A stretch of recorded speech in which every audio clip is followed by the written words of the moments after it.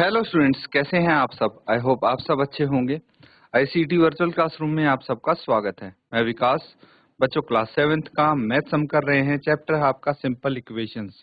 तो simple equations chapter में equation कैसे सॉल्व करनी है ये हम यहाँ पे प्रैक्टिस कर रहे थे कुछ क्वेश्चंस की। तो चलिए चलते हैं स्मार्ट बोर्ड पे और कंटिन्यू करते हैं क्वेश्चंस को।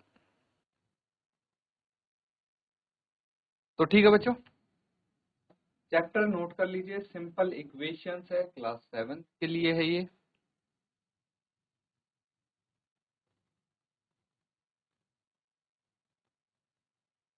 अब कुछ क्वेश्चंस यहाँ पे करेंगे।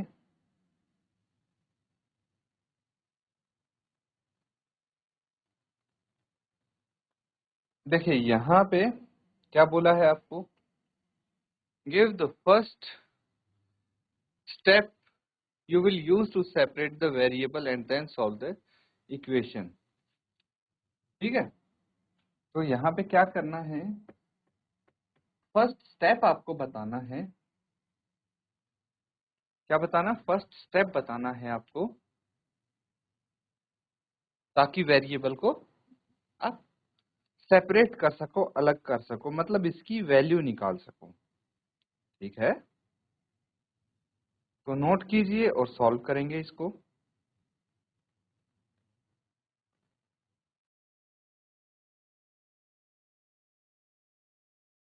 ठीक है बच्चों, सॉल्व करेंगे अब इसको स्टेप बाय स्टेप।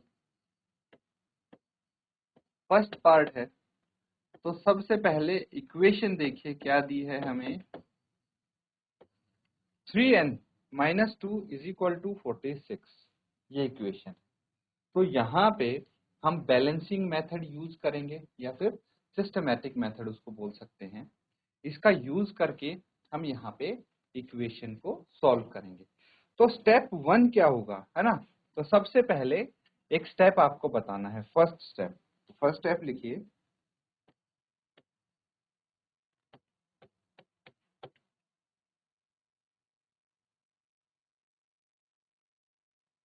यहाँ पे अब वेरिएबल के साथ क्या है ये देखना है। लेफ्ट हैंड साइड में वेरिएबल के साथ 3 से तो मल्टीप्लाई किया है हमने इस वेरिएबल को, और इसमें से 2 घटाया है। तो एक एक करके हमें 3 और 2 दोनों को एलिमिनेट करना है, और ये n बच जाएगा लास्ट में। तो सबसे पहला काम हम एक काम करते हैं कि सब्ट्रैक्ट 2 कर देते हैं, ऐड 2 कर देंगे, है ना। ऐड 2 बोथ साइड्स, दोनों साइड अगर 2 ऐड कर देंगे तो क्या आ जाएगा, 3n minus 2 plus 2 is equal to 46 plus 2, और ये आ जाएगा 3n माइनस 2 प्लस 2 0 हो गया, और ये 48 आ गया। ठीक है, तो पहला स्टेप हमने यहाँ पे लिख लिया, लेकिन एक स्टेप में काम नहीं बनेगा यहाँ पे। क्यों नहीं बनेगा, क्योंकि अभी भी n के साथ 3 मल्टीप्लीकेशन में है। तो हमें एक और स्टेप चाहिए होगा, स्टेप 2। अब हम इसमें क्या करेंगे, डिवाइड।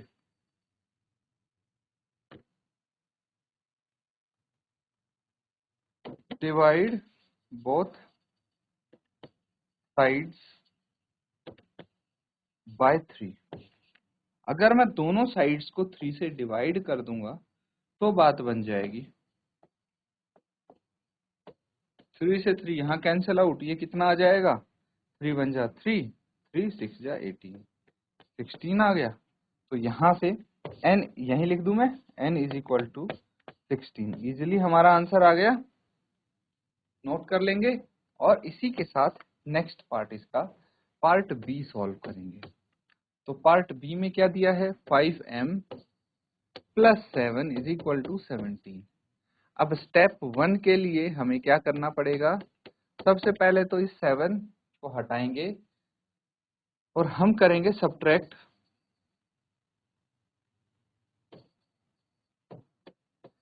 7 from both sides. दोनों साइड से 7 हटा देंगे। अगर 7 हट जाएगा तो क्या बच जाएगा आपके पास, 5m प्लस 7 माइनस 7, यहाँ से 7 घटा दिया, 17 माइनस 7, ये आ गया 5m इज इक्वल टू 10। अब स्टेप 2 लिखेंगे और यहाँ पे स्टेप 2 में क्या आ जाएगा, डिवाइड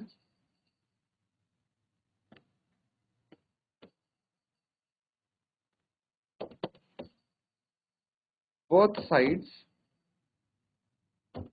बाय 5। तो ये है 5m, इसको 5 से डिवाइड करेंगे, ये है 10, इसको भी 5 से डिवाइड करेंगे, ये कट गया, 5 2 जा 10, तो क्या आ गया, m इज इक्वल टू 2 आ गया। इस तरह से सॉल्व कर सकते हैं, नोट कर लेंगे इसको।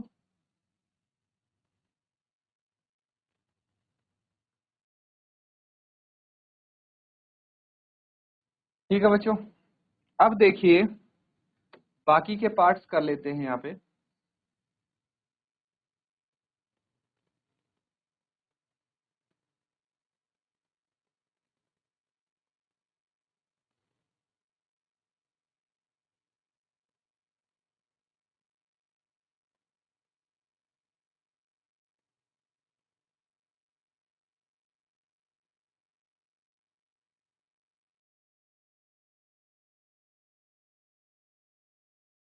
तो इसमें थर्ड पार्ट करेंगे हम इसका, 20p by 3 is equal to 40 है। तो यहाँ पे हम क्या कर सकते हैं, सबसे पहले या तो मल्टीप्लाई कर लेंगे 3 से, ताकि ये डिनोमिनेटर में जो 3 है ये यहाँ पे गायब हो जाए। तो हम क्या बोल सकते हैं, multiply by 3 on both sides. ठीक है, तो क्या आ जाएगा, 20p by 3 into 3 is equal to 40 into 3। अब ये आपस में कट गए और ये क्या आ गया, ये आ गया 20p is equal to 40 into 3 120। अब स्टेप 2, अभी वैल्यू नहीं आई है फाइनल, तो अब डिवाइड भी करना पड़ेगा हमें, डिवाइड बाय 20 बोथ साइड्स, दोनों तरफ 20 से डिवाइड कर दीजिए। क्या आ जाएगा, ये आ जाएगा 20p divided by 20 is equal to 120 divided by 20। 20 से 20 कट गया, 0 से 0, 2 6 जा 12, तो p इज इक्वल टू 6 आ जाएगा। ये आपका आंसर हो गया।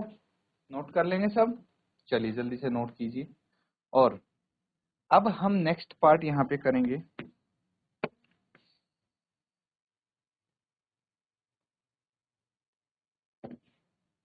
तो पार्ट डी इसका क्या कहता है, 3p bye 10 is equal to 6। ये पार्ट है डू इट योरसेल्फ, ये होमवर्क में करेंगे आप। देखिए बिल्कुल सिमिलर पार्ट है, जैसा ये है वैसा ही ये है। तो होमवर्क के लिए इसको नोट कर लेंगे। और इसी के साथ नेक्स्ट क्वेश्चन पे चलते हैं हम। क्वेश्चन सिमिलर है, यहाँ आपको सिंपली बोल दिया गया है कि सॉल्व द इक्वेशन। इस तरह से भी आ सकता है क्वेश्चन आपके पास। ठीक है, तो इसको कैसे करेंगे आप समझने की कोशिश करते हैं। अगर फर्स्ट पार्ट दिया है, बहुत सिंपल है, 10p इज इक्वल टू 100 है, डिवाइड बोथ साइड्स बाय 10। 10 से दोनों साइड डिवाइड कर दीजिए, ये 10p by 10 is equal to 100 by 10, 0 से 0 कट जाएगा, तो p इज इक्वल टू 10। ये आपका आंसर आ गया। सेकेंड पार्ट देखिए, पार्ट बी है, यहाँ पे आपको 10p plus 10 is equal to 100 दिया है। ठीक है, तो यहाँ पे क्या करेंगे, फिर से हम 10p, सबसे पहले स्टेप लिखेंगे, सब्ट्रैक्ट 10 फ्रॉम बोथ साइड्स। दोनों तरफ से 10 अगर माइनस करेंगे तो ये 10p plus 10 minus 10 is equal to 100 minus 10, क्या हो गया, 10p इज इक्वल टू 90। अब स्टेप 2 आएगा, यहाँ पे स्टेप 2 क्या आएगा, डिवाइड। ये स्टेप 1 था बच्चों आपका, ठीक है। Step 1। Step 2,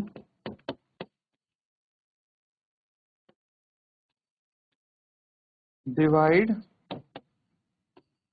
both sides by 10। Again दोनों साइड को 10 से डिवाइड करेंगे, क्या आएगा, इसको मैं इरेज कर देता हूं, और यहाँ पे 10p है, divided by 10 is equal to 90, divided by 10 ये कट जाएंगे, और p इज इक्वल टू 9 आ गया। हो गया सॉल्व, नोट कर लेंगे। अब देखिए क्वेश्चन यहीं पे बहुत सारे हमारे पास पार्ट्स हैं, लेकिन एक जैसे सिमिलर पार्ट है, तो आगे क्या करना है, नेक्स्ट पार्ट करते हैं। अब देखिए हमने इसमें से पार्ट ए किया है, पार्ट बी किया है ना, तो सारे पार्ट ना करके हम कुछ इंपॉर्टेंट पार्ट्स यहाँ पे कंप्लीट करेंगे, ध्यान देंगे सब बच्चे। देखिए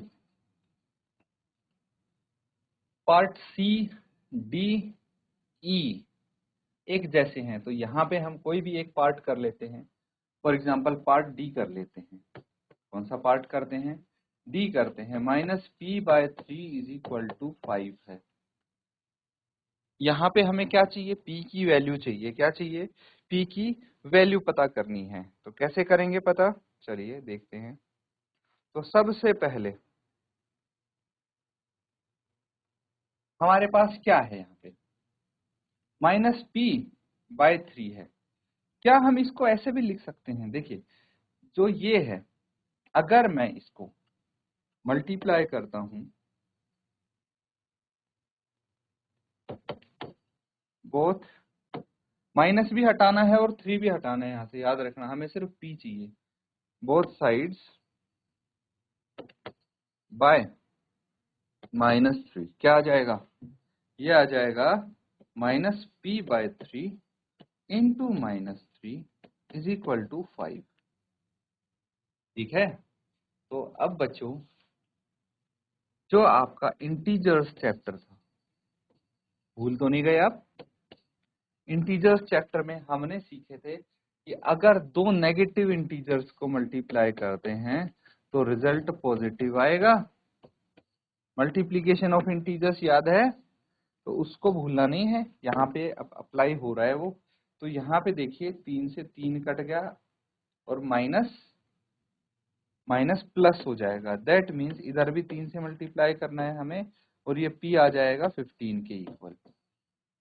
हो गया d, ऐसे ही करेंगे इसको भी। अब देखिए एक पार्ट और यहाँ पे हम कर लेते हैं। कौन सा पार्ट करें, पार्ट h करते हैं। ठीक है, थोड़े हैं जो मुझे ट्रिकी लगेंगे वो हम कर लेते हैं। यहाँ पे पार्ट h में क्या है, 3s is equal to 0, right hand side 0 है, तो कंफ्यूज होने की जरूरत तो बिल्कुल भी नहीं है।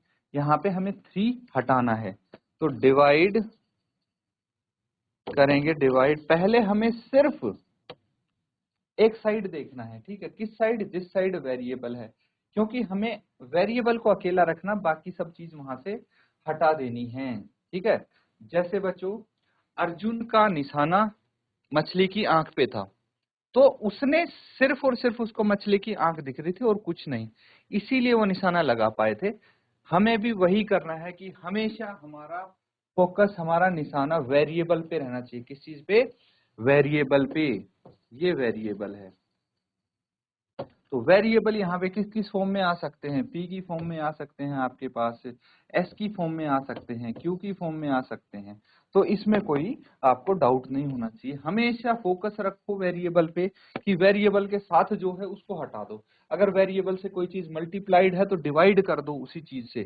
ठीक है, बोथ साइड्स बाय 3 क्या आ जाएगा, 3s/3 इज इक्वल टू 0/3। कोई दिक्कत नहीं है। 0 अपॉन समथिंग क्या होता है, 0 ही होता है, इसीलिए s की वैल्यू हमारी 0 ही आ जाएगी। ठीक है, नोट कर लेंगे। और इसके बाद हम एक लास्ट क्वेश्चन अटेम्प्ट करेंगे, यहाँ पे इसका लास्ट पार्ट, जो कि है पार्ट एल, जे के एल, ठीक है। तो यहाँ पे 2q plus 6 is equal to 12 है, ठीक है। तो दो स्टेप्स में होगा ये यहाँ पे, क्योंकि दो चीजें हैं इसके साथ, q के साथ। तो सबसे पहले हम क्या करेंगे, स्टेप 1, सबट्रैक्ट 6 बोथ साइड्स, दोनों तरफ 6 घटा देंगे तो 2q plus 6 minus 6 is equal to 12 minus 6, क्या आ जाएगा, 2q is equal to 6। Step 2 करिए। अब क्या है हमारे पास, q के साथ 2 है, वो भी मल्टीप्लीकेशन में, तो डिवाइड कर देंगे, डिवाइड बोथ साइड्स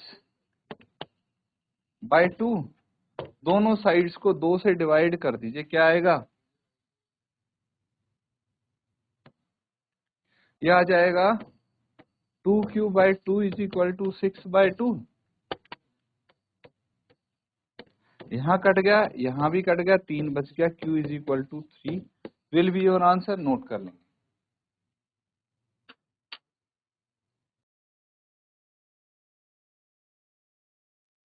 ठीक है बच्चों, अब देखिए हमने एक तरीका सीखा जिससे हम इक्वेशन को सॉल्व कर सकते हैं, बैलेंसिंग मेथड। तो इसमें हम इक्वेशन को एक बैलेंस से या तराजू से कंपेयर करते हैं, और उस हिसाब से हम उसको बैलेंस करते करते, दोनों तरफ बैलेंस करते करते सिर्फ वेरिएबल को सेपरेट कर लेते हैं, अलग कर लेते हैं, ठीक है। तो ये हो गया आपका बैलेंसिंग मेथड। अब दूसरा आता है आपका solving an equation by transposition method, ठीक है। क्या आता है, transposition method.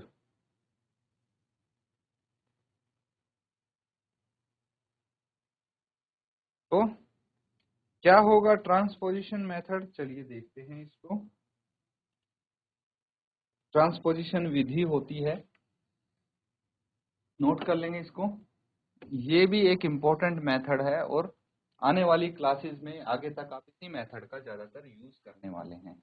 In this method we keep the variable one side of the equation, variable को इक्वेशन के एक साइड रखेंगे, and transpose other terms to other side of equation, और बाकी के जो पद हैं, बाकी के जो टर्म्स हैं, उनको हम इक्वेशन के दूसरे साइड ट्रांसपोज कर देंगे, दूसरी साइड ले जाएंगे, इसीलिए इसको ट्रांसपोजिशन मेथड बोला जाता है। When a term of an equation is transpose, जब किसी इक्वेशन की एक टर्म ट्रांसपोज होती है, मतलब दूसरी साइड जाती है, ठीक है, इट्स साइन गेट्स रिवर्स्ड, उसका साइन बदल जाता है, चेंज हो जाता है, पॉजिटिव होता है नेगेटिव, नेगेटिव होता है पॉजिटिव, ठीक है।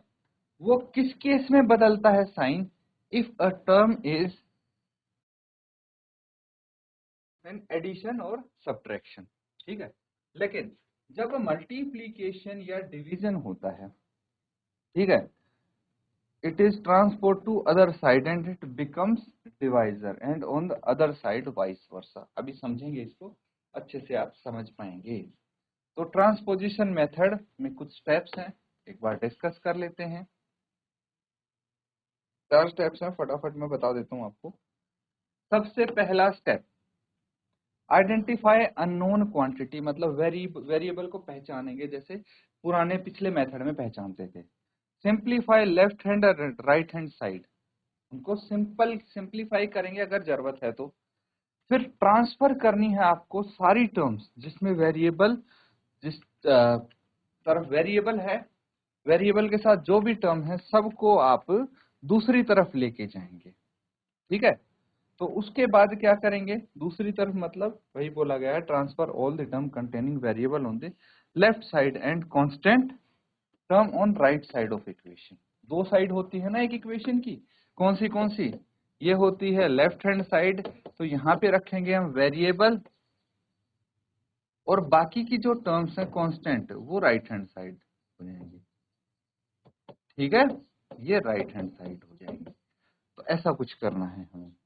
फिर उसके बाद क्या करना है, Simplify left hand side, right hand side in simplest form. So each side contain just one term, ताकि दोनों तरफ एक टर्म रह जाए। बाकी जो साइन का है मैंने बता दिया थोड़ा बहुत, तो बाकी आप डिटेल में सीखेंगे विद एग्जांपल। इसको आप नोट कर लीजिए ताकि अगले सेशन में जब इस मेथड को डिटेल में डिस्कस करें तो आप अच्छे से समझ पाए।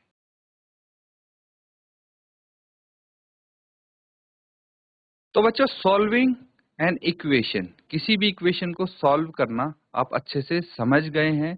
देखिए, बैलेंसिंग मेथड हमने बहुत डिटेल में डिस्कस किया है। अब जो ट्रांसपोजिशन मेथड है उसको हम डिस्कस करेंगे। थोड़ा मैंने आपको बता दिया है इसके बारे में। आप घर से रिवाइज करके आएंगे, पढ़ के आएंगे होमवर्क में, ताकि अगले सेशन में इसको डिटेल में डिस्कस कर सकें। इसी के साथ बच्चों आज का सेशन यहाँ पे एंड करेंगे। Thank you and have a nice day.